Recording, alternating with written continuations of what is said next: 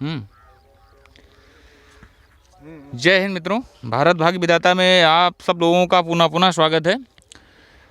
और आज हम कानपुर देहात में हैं। भारत अपना जो देश है, भारतवर्ष, तरह तरह की जातियां यहाँ पर हैं, विभिन्न जातियां हैं, विभिन्न धर्मों के लोग रहते हैं, बहु संस्कृतियों के लोग रहते हैं। ये विविधता जो है, यही अपने देश की विशेषता कही जाती है। और आज जो हम हैं, इसी विविधता को, जो विभिन्नता है, जो भिन्नता है जातियों में और संस्कृतियों में बहुत सारा, इसी को लेकर के इसी पे बात करेंगे। विभिन्न जातियों को, विभिन्न धर्मों के लोगों को भारत में जो संविधान रचित हुआ, उसमें सबके अधिकारों का, सबके कर्तव्यों का वर्णन हुआ और सबके अधिकार सुरक्षित हैं। सबके कल्याण की मूल भावना जो है संविधान में है। अब आज़ादी का 75 वर्ष का जो अमृत महोत्सव मनाया जा रहा है, तो उसमें हम ये देखते हैं कि क्या भारत के संविधान में जो वर्णित है सारी जातियों के लिए, सबके कल्याण के लिए जो चीज़ें लिखित हैं, क्या वो चीज़ें सही में हैं? वो यथार्थ में सबके कल्याण के लिए जो योजनाएं चल रही हैं, तो उन लोगों को योजनाएं मिल पाती हैं? सबसे बड़ा प्रश्न है। अब एक उत्तर प्रदेश है अपना, उत्तर प्रदेश में ही बात कर लेते हैं। उत्तर प्रदेश में बात करते हैं, एक बहुत सारी जातियां रहती हैं। आज हम नागर जात की बात करेंगे, क्योंकि जात की बात बहुत ज़्यादा होती है, धर्म ग्रंथों की बातें होती हैं, जातियों की बातें होती हैं, परंतु बहुत सारी गूढ़ जातियां वो हैं जो लुप्त प्राय हो रही हैं। उनके बारे में हम लोग कभी विचार करते हैं?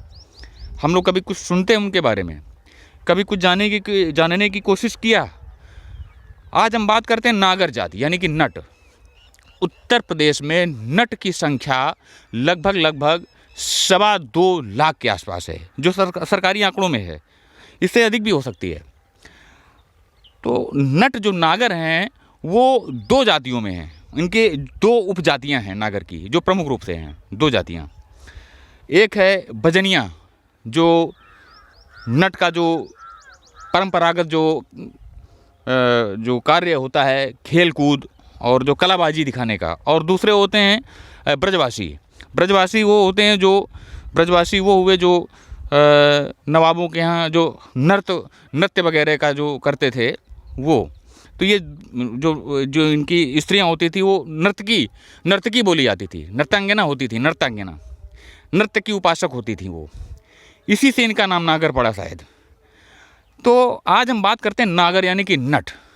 उत्तर प्रदेश में विभिन्न गांवों में, विभिन्न एरिया में, शहरों में, कस्बों में, देहातों में नट अक्सर मिल जाएंगे, जो कि इस तरह के मकान होते हैं।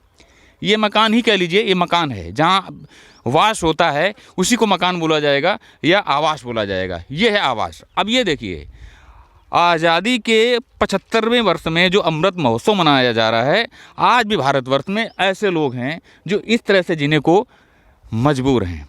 इनकी बात कौन करेगा? क्यों? इनमें संगठन नहीं है, इनमें एका नहीं है, इनमें वो चीज़ नहीं है। और ये देखिए विडंबना क्या है कि ये SC ST में आते हैं।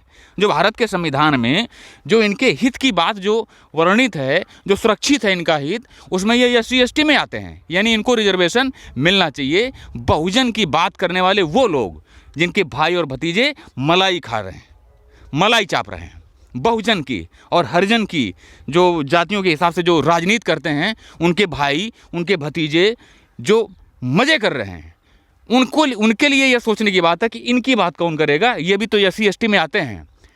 हम उनका नाम नहीं लेते हैं, ना किसी राजनीतिक दल का कभी नाम लेते हैं, ना किसी राजनीतिज्ञ का कभी नाम लेते हैं, लेकिन बहुजनों की बात करने वाले, समाजवाद की बात करने वाले और धर्म के ठेकेदार जो राजनीतिक दल हैं, जो अपने आप को दक्षिणपंथी कहते हैं, उन सब के लिए एक चीज़ है कि संविधान की जो मूल भावना है, जन कल्याणकारी और सर्व कल्याणकारी की जो मूल भावना है, वो मूल भावना वो पूरी नहीं होगी जब तक ऐसे लोग अभी देश में हैं। इनकी संख्या उत्तर प्रदेश में 2.25 लाख है, परंतु इनमें संगठन नहीं है। अगर संगठन नहीं है तो ये सड़क जाम भी नहीं कर सकते हैं। संगठन नहीं है तो इनकी कोई राजनीतिक पावर नहीं है। इसका प्रतिफल ये है। जानते हैं इनके बारे में कि ये कौन है। जी, आप अपने बारे में बताइए, क्या नाम है आपका? मेरा बौरा नाम है साहब। और ये कौन सा गांव पड़ता है? ये नाला प्रतापपुर पड़ता है साहब। और ये कौन सा डिस्ट्रिक्ट है? ये अपना कानपुर देहात पड़ता है। इधर आप इधर एंगल ले लीजिए कैमरे का। कानपुर देहात पड़ता है। कानपुर देहात पड़ता है। हाँ साहब। क्या नाम बताया आपने? बौरा। बौरा। ये वोट देते हैं आप? हाँ, वोट हमारा हर समय पड़ता है साहब। अच्छा, कितने वर्षों से यहाँ पे रह रहे हैं? कम से कम 50 ऊपर होगा वो साहब, 50 साल से ऊपर होता अच्छा, होगा थोड़ा सा साहब। टहल लेते हैं। हाँ। चलिए आप लोग थोड़ा सा चलिए चलते हुए। ये इनका ये घर है आपका? ये साहब ये आवास है। इधर ले आइए कैमरा, उधर ले जाइए, उधर से लाइए, उधर से लाइए। आप उधर खड़े हो जाइए, इधर से एंगल बनाइए। सवाल ये होता है कि इधर आ जाइए आप। प्रधानमंत्री आवास की जो बात होती है इधर, हाँ, प्रधानमंत्री आवास की जो बात होती है, प्रधानमंत्री आवास की बात होगी तो जितने भी जो सत्ता में बैठे हुए लोग हैं वो हाउस में जब जाते हैं तो बहुत सारे आंकड़े देते हैं। और ये जो आंकड़े हैं उनकी कलई ये तब खुल जाती है जब अभी भी इस तरह के घर हैं। और ये इक्का दुक्का नहीं है। अगर कानपुर देहात की हम बात कर रहे हैं तो इस तरह के हजारों झोपड़ियां दिखा देंगे, कैमरे के सामने बोल रहे हैं हजारों, नहीं तो हमारे खिलाफ FIR हो अगर हम मिथ्या बोल रहे हों। इस तरह की हजारों झोपड़ियां, अगर लोग इन जैसी हजारों झोपड़ियों में लाखों लोग रहने के लिए मजबूर हैं तो इसकी जिम्मेदारी किसकी है? और इनकी तो ज़मीन भी नहीं है।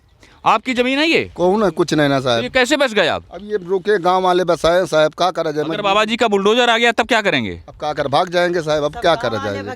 तो कागज तो कोई है नहीं। कुछ नहीं ना साहब, कौन कुछ ना कागज है ना कौन लिखा पड़ी। तो क्या जमीन के माफिया हैं क्या आप? अब क्या करें, मजबूरी पर नहीं तो माफिया हैं क्या आप? अवैध रूप में रह रहे हैं? हाँ पुरखात्मा रुके रहे साहब, इन पे ऐसा है। क्या नाम है आपका? हमारी नाम है बिंदु।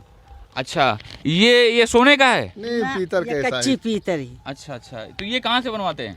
ये अपने सीलिन में बना था। तो ये आपका रहने का है? कितने बच्चे हैं आपके?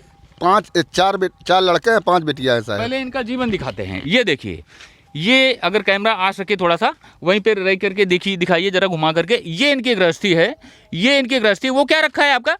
ये चावल, थोड़ा अन्न पानी है साहब, चावल है। वो अन्न पानी रखा है। अच्छा, ये मुर्गे का पालन किया हुआ है, जो देसी मुर्गे हैं। अच्छा, और देखते हैं, और ये देखते हैं कि ये इनका जीवन है। और ये जो है, कैमरा उधर ही रखिए, ये इधर लाइए थोड़ा सा। ये लकड़ी का भंडार ये करते हैं और बरसात के मौसम में ये ऊपर से इसको ढक देते हैं। ये इनका ईंधन यानी कि फ्यूल टैंक है एक तरह का, ये कह सकते हैं। ये इनका उज्ज्वला योजना के अंतर्गत मिला हुआ सिलेंडर है बड़ा सा, जो परंपरागत रूप में है। और उज्ज्वला योजना के लिए बहुत बड़ा तमाचा है, प्रत्येक वीडियो में बताते हैं। ये देखिए, आदरणीय प्रधानमंत्री जी, उधर दूर से चले जाइए, आदरणीय मुख्यमंत्री जी, और इस एरिया के जनप्रतिनिधि हों, जो भी हों, हम नहीं जानते किसी को, उनके लिए ये बहुत बड़ा सवाल है। उनको, वो जब तक ये समाधान नहीं ढूंढते हैं तब तक उनकी जो यात्रा है राजनीतिक, उसको पूरी नहीं कहा जाएगा। और जन कल्याणकारी जो चीज़ें होती हैं वो क्या है? दूसरा एक पहलू देखिए, ये देखिए, ये इनका स्नानागार है। क्या बोलते हैं? इज्जत घर। ये इज्जत घर कहीं नज़र नहीं आएगा। और यहीं पे गरीबों की जो माँ बहनें हैं, जो माताएं हैं, जो बहनें हैं, वो यहाँ पर ही स्नान करेंगी। क्यों? गरीब है। यदि गरीब है तो उसकी कोई इज्जत नहीं है, उसको ढकने की आवश्यकता नहीं है, क्योंकि ये महान देश है जिसको भारतवर्ष कहते हैं। ये महान देश है। आप आइए बहन जी, इधर आइए जरा, आइए बहन जी, इधर आइए। कहाँ स्नान करते हैं आप? स्नान वगैरह यहीं पे होता है? बच्चियां हैं आपके? बच्चे हैं, सयानी मोड़ी है। ये समझने वाली बात है कि इनकी बच्चियां हैं, ये हैं, तो इनकी वो इज्जत नहीं है। करत है, हर चीज नहीं करत है। दद्दू आपका बच्चन के लेके का करो जा, कौन ऐसा बताओ। यहीं पे स्नान करते हैं आप लोग? और ये बर्तन है। आज खाना क्या बनाया था? आज रोटी बनी रही है। और क्या बनाया था? सूखी रोटी बनी रही, मठा बनाए रही। अच्छा, तो अगर भूख लगी हो तो आज कुछ नहीं मिलेगा। तो ये खाना जो है कैसे मैनेज करते हैं आप? अब क्या करा जाए साहब, गांव वाले तो लेट के आते हैं, वो घूम तमाशे वाला काम करते हैं? नहीं करते हैं? नहीं करते साहब। तो क्या करते हैं फिर? अब ऐसा घूम लेते हैं, 2-4 गांव घूम लेते हैं, आटा चावल मांग लेते हैं परदेसी नाम से कि बच्चे भूखे हैं साहब, ऐसा है, बच्चन के खाना वाना दे दो कुछ। व्यापार कोई ऐसा उद्यम क्यों नहीं करते हैं, कुछ ऐसा कारीगरी का काम? नहीं, तो गरीब आदमी का कहाँ सुनवाई लेते हैं साहब। कुछ गरीब आदमी का सुनवाई नहीं ना महाराज। कहूँ जाते हैं तो आदमी रुकने नहीं देते हैं, कहूँ बसने नहीं देते हैं, कहूँ हर चीज़ करते हैं। हाँ बताइए बत्ती आ जा अनहरिया बच्चन के लइके सयानी सयानी मोड़न के लइके अकेल दुकेल पड़ी रही थे। बत्ती नहीं आ रही है और सौभाग्य योजना में तो सबको लाइट दी जा रही है और फ्री में कनेक्शन हो रहा है। राशन कार्ड में राशन मिलता है? नहीं मिला था साहब। राशन में नहीं बना आपका? नहीं कुछ बनता है साहब, सरकार की तरफ से कुछ भी नहीं मिल रहा कुछ नहीं मिल रहा साहब। ये जगह किसने दी आपको रहने के लिए? ये अपने ठाकुर बना जी ने दिया जो गांव साहब। के जो गांव के मुखिया हैं हमारे, तो वही मंदिर वाले बाबा। और ये हैंड पंप ये अब बने जी ने दिया साहब। अच्छा, ये गांव से ही मिला? गांव से मिला। ये देखिए कि सरकार की जो दिल्ली वाया लखनऊ से जो भी योजनाएं हैं, जो भी कल्याणकारी, जो भी नदी की जो धारा बहती है सर्व कल्याण के लिए, उसकी एक बूंद तक ऐसे लोगों के पास नहीं आ पाती है। ये हैंडपंप भी गांव के प्रमुख लोगों ने लगवाया और इनकी पूरी व्यवस्था वही लोग करते हैं, गांव के लोग करते हैं। सब गांव के करते हैं साहब। कितने बच्चे हैं आपके? 4 लड़के हैं साहब और 5 बिटियां हैं। और शादी वादी हो गई बच्चों की? 2 बच्चन का शादी कर दिया, 2 लड़कन के 2 बेटियन का शादी कर दिया। अच्छा, आप एक चीज बताइए, ये कानपुर देहात है ना? आपके क्षेत्र की विधायक कौन है? अब ये विधायक तो नाम नहीं आ रहा, रूरा के अब ये चीज समझनी होगी कि जब इनको अपने जनप्रतिनिधि का नाम ही नहीं मालूम है, आपके पास कोई वोट लेने आया कभी? हाँ वो आते तो हैं साहब, अब नाम नहीं मालूम है। क्या कहते हैं आकर के? अब पढ़े लिखे हो साहब तो उसको हम लोग बातों बताएं, उसको हर चीज गरीब तो क्या करो जा, पढ़े लिखे तो है नहीं बच्चे, आधार कार्ड बना, कुछ पढ़े लिखे हुए तो कुछ। अब सबसे बड़ी चीज ये है कि ऐसे लोगों की जब हम बात करते हैं, ऐसे लोग ये क्या इसमें मट्ठा, ये देखिए आज ये मट्ठा है, इसे में रोटी खाई इन्होंने, और ये मट्ठा है, इसमें रोटी खाई है, और ये कृपा पात्र हैं और कृपा इनको जितनी मिल रही है तो इनका जीवन चल रहा है। तो ये सबसे बड़ी चीज़ ये है कि उत्तर प्रदेश हो या मध्य प्रदेश हो, भारतवर्ष में अभी भी बहुत सारी जगह ऐसी हैं जहां विकास तो छोड़ दीजिए, आम आदमी मूलभूत अपने जीवन के लिए संघर्ष कर रहा है कि उसका जीवन यापन हो कैसे। सबसे बड़ा सवाल ये है।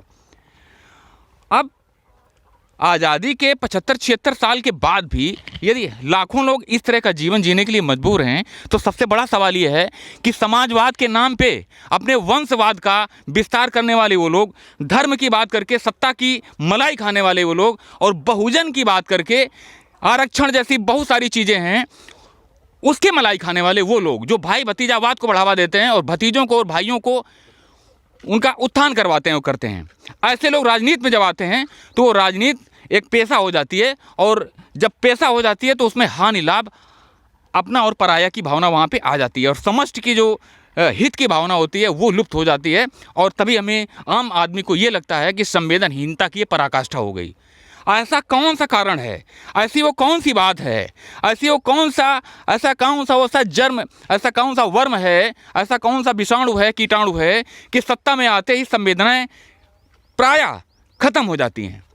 इस तरह के लोग यदि देश में अभी भी मौजूद हैं कि जिनका ना कोई आवाज़ है, तो सिस्टम के मुंह पे वो जो बार बार एक वीडियो में बात आती है कि मुंह पे तमाचा है, और सिस्टम के मुंह पे तमाचा है, तो बड़े बड़े मंचों से वो बात करने वाले राजनीतिक दल के लोग, उनके लिए ऐसे लोग एक सवाल की तरह खड़े हुए हैं कि जब तक ऐसे लोग हैं तब तक आपकी जन कल्याण की जो भावना है और जो संविधान में जो वर्णित है उसका हनन हो रहा है, तो आप लोग ईमानदार नहीं हैं। और आप लोग जो ये वीडियो देखते हैं, ऐसे लोगों के बारे में आप लोग क्या सोचते हैं, ऐसे लोगों के बारे में आप लोग क्या सोचते हैं, और वो राजनीतिक दल और वो राजनीतिक जनप्रतिनिधि जो उनके क्षेत्र में ऐसे घर हैं, ऐसी झोपड़ियां हैं, और उनमें ऐसे रहने वाले लोग जिनका जीवन एक एक दिन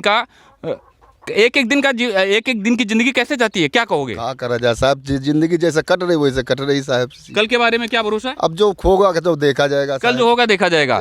इस तरह का सवाल जिस समय जब पैदा होता है तो बड़ी बड़ी कोठियों में जो रहते हैं और बड़े बड़े आध्यात्मिक मंचों से जो बड़ी बड़ी बातें लोग करते हैं, उनके लिए सबसे बड़ा सवाल ये है। और इसी के साथ ये एक हमारा छोटा सा प्रयास कैसा रहा, इसके बारे में आप लोग ज़रूर लिखें, और ऐसे लोगों के बारे में आप क्या सोचते हैं, और उन राजनीतिक दलों के राजनीतिक लोगों के बारे में क्या सोचते हैं, राजनीतिक पार्टियों के बारे में क्या सोचते हैं, जो धर्म, जाति और तमाम तरह के प्रपंचों में, प्रोपोगंडों में जाकर के चुनाव तो जीत जाते हैं, उसके बाद पब्लिक को भूल जाते हैं। ऐसे लोगों के बारे में आप लोग क्या सोचते हैं और उनका पनिशमेंट क्या है? बाबा जी का बुलडोजर जो ऐसे लोगों के हितों का हनन कर रहे हैं, उनकी तरफ उस बुलडोजर का डायरेक्शन कब होगा, ये आम लोगों का इंतजार है। उत्तर प्रदेश के मुख्यमंत्री कौन है जानते हैं आप? नहीं मालूम है साहब, आपको कुछ भी नहीं? क्षेत्र के विधायक कौन है नहीं मालूम है आपको? नहीं मालूम है साहब। इनको कुछ भी नहीं मालूम है और मालूम होने भी नहीं दिया जाएगा। क्यों? इनको ऐसे ही जीना है, ये सबसे बड़ा सवाल है। और इसी के साथ भारत भाग्य विधाता के लिए कानपुर देहात के एक छोटे से गांव से जय हिंद। कितने मिनट का